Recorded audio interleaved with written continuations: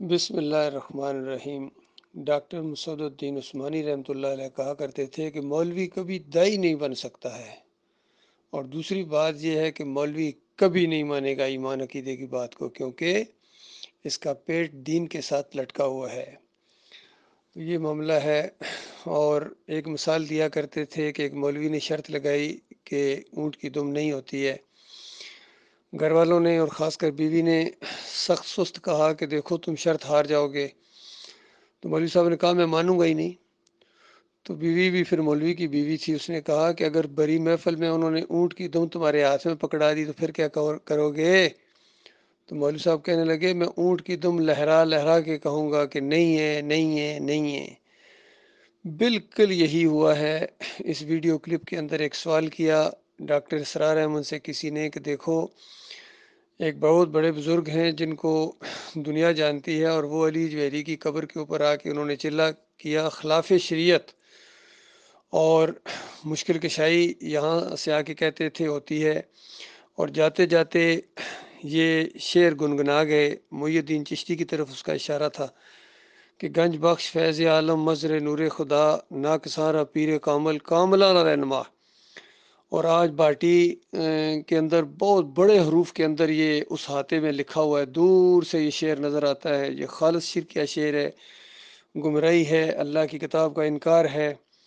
کوئی ان کے خلاف آواز اٹھانے والا نہیں آتا کہ علی جویری نے اپنی کتاب کشف المحجوب کے اندر کتنے شرکیہ واقعات لکھے اور حتیٰ کہ نبی علیہ السلام کے اوپر الزام بھی لگایا ہے۔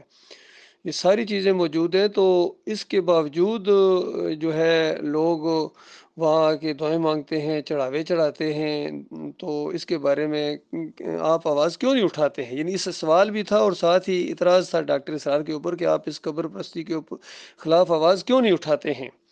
تو اندازہ لگائیے ڈاکٹر اسرار نے آگے سے جواب دینا شروع کیا کہ دیکھو کچھ جگہیں ہوتی ہیں جہاں دعائیں زیادہ قبول ہوتی ہیں، تو یہاں آ کے جو لوگ اللہ کو پکارتے ہیں یہ بالکل اسی طریقے سے ہے جس طرح بیت اللہ میں جا کے لوگ اللہ کو پکارتے ہیں تو وہاں دعائیں زیادہ قبول ہوتی ہیں۔ تو اس انداز سے مثال دی، گویا شرک کو جواز بخشنا شروع کر دیا، اور اس مشرکانہ فعل کو جو خالص مشرکانہ فعل ہے، یعنی مزاروں کے اوپر جا کے چادریں چڑھانا اور وہاں دیگیں پکانا، وہاں غلے میں پیسے ڈالنا، اور جو بھی شرکیہ قسم کی واسطے وسیلے کا شرک ہوتا ہے وہاں، تو بجائے اس کے کہ وہ منع کرتے، کہتے صرف ان کو پکارنا جو ہے نا وہ شرک ہے، باقی ان کی روح آ کے مدد کر دے، ہو سکتا ہے ان کی روح آ کے مدد کر دے۔ تو اس طرح کے اندازہ لگائیے شرکیہ عقائد کو پھر جواز بخشا، اور شاہ ولی اللہ کو دلیل کے طور پر پیش کیا کہ دیکھو شاہ ولی اللہ حجت اللہ البالغہ کے اندر لکھتے ہیں کہ کچھ نیک لوگ ہوتے ہیں، ان کی روحیں یعنی وہ جب مر جاتے ہیں تو ان کی روحیں فرشتوں کے اندر شامل ہو کے کاروبار دنیا چلاتی ہیں، تو روحیں آ کے مدد کریں، یہ شرک نہیں ہے۔ ان کو شرک ایسا عقیدے والے کو شرک نہیں کہنا چاہیے۔ زیادہ زیادہ چلو تم نہ مانو، لیکن شرک تم کہہ دیتے ہو۔ اتنے بڑے بڑے بزرگوں کو اتنی بڑی بڑی باتیں انہوں نے کہی ہیں، لیکن بزرگ بہت بڑے تھے۔ تو اس انداز سے اندازہ لگائیے اس بندے نے شرک کو اور زیادہ مدلل بنانے کی کوشش کی، حالانکہ اس بندے نے سوال کر کے اونٹ کی دم اس ڈاکٹر اسرار کے ہاتھ میں گویا پکڑا دی، اور یہ گویا اس دم ہلا کے کہہ رہے نہیں شرک نہیں ہے، شرک نہیں ہے، شرک نہیں ہے۔ تو یہ ہیں جناب علی انجینئر صاحب کے استاد، اور استاد کا حال آپ نے سن لیا، ذرا شاگرد کا حال سنیے۔ علی انجینئر صاحب 2 دن پہلے اس قدر تعریفیں کر رہے ہیں، شرکی عقیدے کے اوپر مرنے والوں کو شہید کا درجہ دے رہے ہیں، اندازے لگے۔ اور حدیث صحیح جو ہے وہ پیش کر رہے ہیں کہ جو بندہ اس حادثے کے اندر کسی دیوار کے نیچے آ کے مر جائے، نبی علیہ السلام نے شہید کہا اس کو۔ اور عقیدے ان کے چاہے کیسے ہی مشرکانہ کیوں نہ ہوں، گھوڑے کو یہ پوجیں، یا علی مدد کے نعرے یہ لگائیں، احمد رضا کے مزار کو یہ بوسے دیں، اور 10 محرم کو سبیلے لگائیں، اور جو مرضی شرک اور کفر کا پورا بازار بھی گرم کر دیں، لیکن ان کے نزدیک وہ شہید ہیں اور بہت بڑے مجاہد تھے۔ اور اندازہ لگائیے یہ اصل میں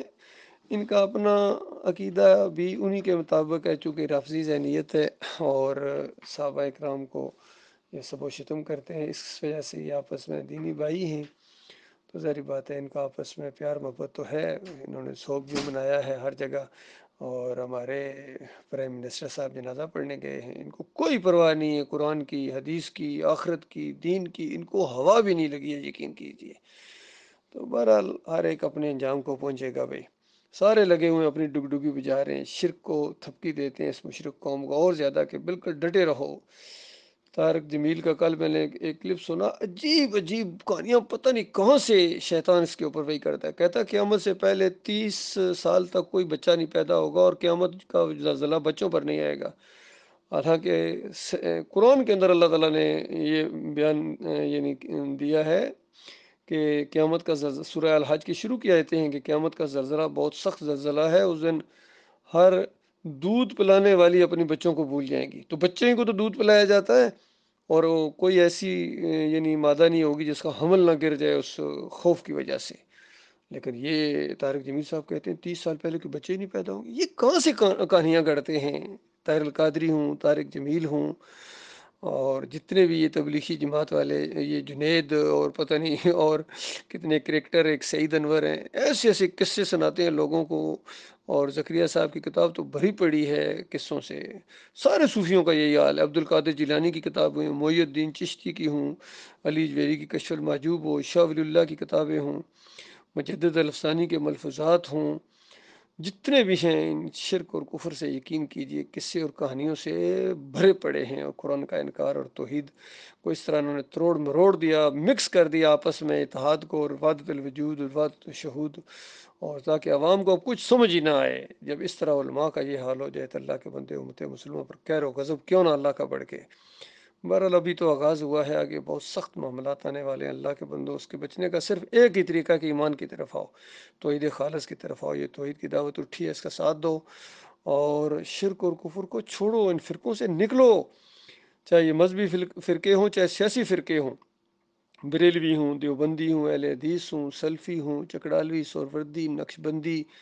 people Party, P T I, اور پتہ نہیں نون لیگ اور کاف لیگ اور پتہ نہیں کون سی لیگ، ہر ایک اپنے گروپ بنا کے امت کو فرقوں میں بانٹ کے ان کے اوپر حکومت کر رہے ہیں۔ بہرحال یہ چند دنوں کا معاملہ ہے، ان کی آخرت بڑی خوفناک ہونے والی ہے، جہنم منہ کھولے ان کا انتظار کر رہی ہے، اللہ یہ کہ کوئی توبہ کر لے۔